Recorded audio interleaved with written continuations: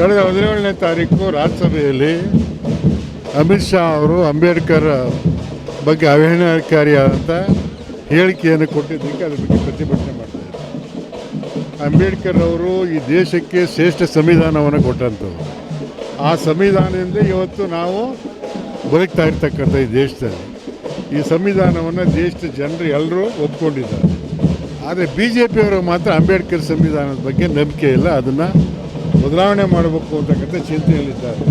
ಅವ್ರು ಏನು ಇವತ್ತು ಅಮಿತ್ ಶಾ ಅವರು ಅದು ಅಂಬೇಡ್ಕರ್ ಬಗ್ಗೆ ಮಾತಾಡಿದ್ದಾರೆ, ಅದರಿಂದ ಅರ್ಥ ಆಗ್ತದೆ ಅವ್ರ ಮನಸ್ಸಲ್ಲಿ ಏನಿದೆ ಅಂತೇಳಿ, ಅಂಬೇಡ್ಕರ್ ಬಗ್ಗೆ ಅವ್ರ ಭಾವನೆಗಳೇನಿದೆ ಅಂತೇಳಿ ಅರ್ಥ ಆಗ್ತದೆ.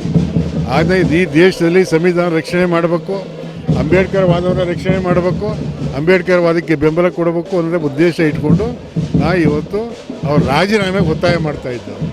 ಇಡೀ ರಾಜೀನಾಮೆ ಒತ್ತಾಯ. ಈಗ BJPಯವರು ಸ್ವಾತಂತ್ರ್ಯ ಸಂಗ್ರಾಮದಲ್ಲಿ ಭಾಗವಹಿಸಿದ್ರಾ? RSSನವ್ರು ಭಾಗವಹಿಸಿದ್ರ? ಇವತ್ತು ರಾಜಕೀಯ ಕಾರಣಗಳಿಗಾಗಿ ಅವ್ರು ಹೇಳ್ತಾ ಇದ್ದಾರೆ ಅಷ್ಟೇ ಹೊರತು ಅವ್ರು ಅಂಬೇಡ್ಕರ್ ವಾದನ ಬಗ್ಗೆನೂ ಯೋಚನೆ ಇಲ್ಲ, ಸ್ವಾತಂತ್ರ್ಯ ಸಂಗ್ರಾಮದಲ್ಲೂ ಭಾಗವಹಿಸಿಲ್ಲ, ಅಂಬೇಡ್ಕರ್ ಸವಾಸನೆ ಇಲ್ಲ ಅವರಿಗೆ. ಇವತ್ತು ರಾಜಕೀಯ ಉದ್ದೇಶಕ್ಕೋಸ್ಕರ ಆತ ಹೇಳಿಕೆಗಳು ಕೊಡ್ತಾ ಇದ್ದಾರೆ ಅಷ್ಟೇ. ಈಗ ಅಂಬೇಡ್ಕರ್ ಸೋಲಿಸಿದ ಅವ್ರಿಗೆ ಗೊತ್ತಾ ಯಾತಕ್ಕೆ ಸೋತರು ಅಂತ? ಯಾರಿಗೆ ನಮಗೂ ಗೊತ್ತಿಲ್ಲ ಅಪ್ಪ. ವಾದಕ್ಕೋಸ್ಕರ ಹೇಳ್ತಾರೆ ಅಷ್ಟೇ, ರಾಜಕೀಯದ ವಾದಕ್ಕೋಸ್ಕರ ಅದನ್ನು ಹೇಳ್ತಾರೆ ಅಷ್ಟೇ. Thank you.